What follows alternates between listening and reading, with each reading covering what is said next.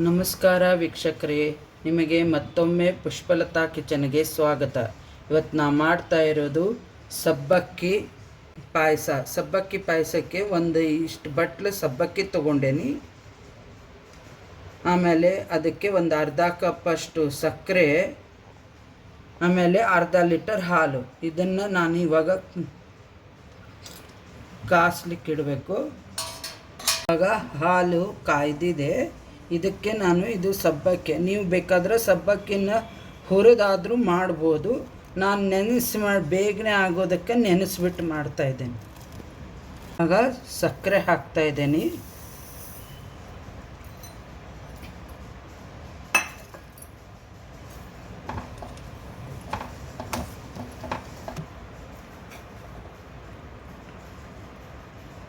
ಅರ್ಧ ಸ್ಪೂನು ಏಲಕ್ಕಿ ಪೌಡ್ರು. ಇದು ಕಂಡೆನ್ಸ್ ಮಿಲ್ಕು. ಇದು ಹಾಕಿದರೆ ತುಂಬ ಚೆನ್ನಾಗಿರುತ್ತೆ. ಇದು ಆಪ್ಷನಲ್ಲು. ಇಲ್ಲ ಅಂದರೆ ನೀವು ಒಂದು 2 ಸ್ಪೂನು ಫ್ರೆಶ್ ಕ್ರೀಮ್ ಕೆನೆ ಇರುತ್ತೆಲ್ಲ, ಗಟ್ಟಿ ಕೆನೆ, ಅದನ್ನು ಹಾಕಿ ತುಂಬ ಚೆನ್ನಾಗಿರುತ್ತೆ ಅದು. ನಾ ಕಂಡೆನ್ಸ್ ಮಿಲ್ಕು 1.5 ಸ್ಪೂನ್ ಅಷ್ಟು ಹಾಕ್ಕೊಂಡೇನಿ.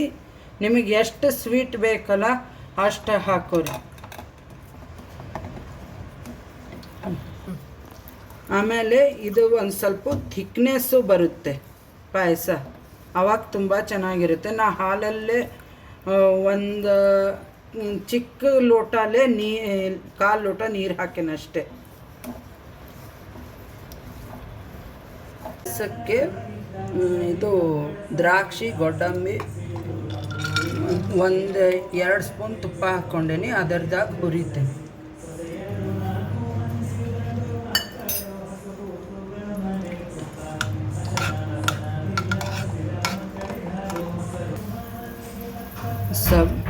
ಇದು ಸಬ್ಬಕ್ಕಿ ಚೆನ್ನಾಗಿ ಬೇಯಬೇಕಿದ್ರ ಒಳಗೆ.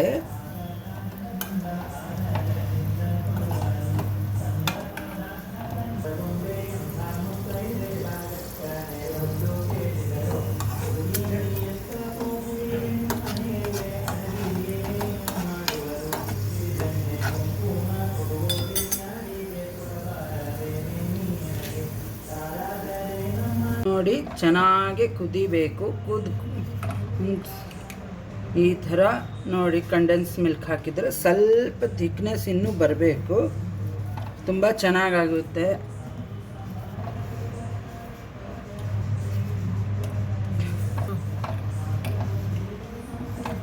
ಬಾರೇ ವೆಂಕಟರಮಣಿ ಶ್ರೀ ಶ್ರೀದೇವಿ, ಬಾರೇ ವೆಂಕಟರಮಣಿ, ಬಾರೇ ವೆಂಕಟರಮಣಿ ಪಾರಾಯಣ ಕೇಳು ಚಾರುವದನೆ ಉಪಹಾರ ಕಾಲಕ್ಕೆ ನಿತ್ಯ. ಬಾರೇ ವೆಂಕಟರಮಣಿ ಶ್ರೀ ಶ್ರೀದೇವಿ, ಬಾರೇ ವೆಂಕಟರಮಣಿ. ಏನೋ ಪುಣ್ಯವೇ ನಂದೋ ಪಾರಾಯಣ, ನೀನೇ ಕೇಳುವಿ ಬಂದು. ನೀನ ಮಾನವರಿಗೆ ನೀನೇ ಬರುವಿ ಎಂಬೋ ಜ್ಞಾನವಿಲ್ಲದೆ ಉಚ್ಚ ಸ್ಥಾನದೊಳಗೆ ಕೂಡೆ. ಬಾರೇ ವೆಂಕಟರಮಣಿ ಶ್ರೀ ಶ್ರೀದೇವಿ, ಬಾರೇ ವೆಂಕಟರಮಣಿ. ಇವಾಗ ನಾನು ದ್ರಾಕ್ಷಿ, ಗೋಡಂಬಿ ಹಾಕ್ತಾಯಿದ್ದೀನಿ. ನೋಡಿ, ಚೆನ್ನಾಗಿ ಕುದ್ದಿದೆ. ಆಮೇಲೆ ಸಬ್ಬಕ್ಕಿ ಎಲ್ಲ ಬೆಂದಿದೆ. ಇವಾಗ ಈ ಥರ ಥಿಕ್ನೆಸ್ಸು ಬಂದಿದೆ ನೋಡಿ, ಕುಡಿಯೋಗತ್ತೆನೂ ಆಗಿದೆ ಇದು.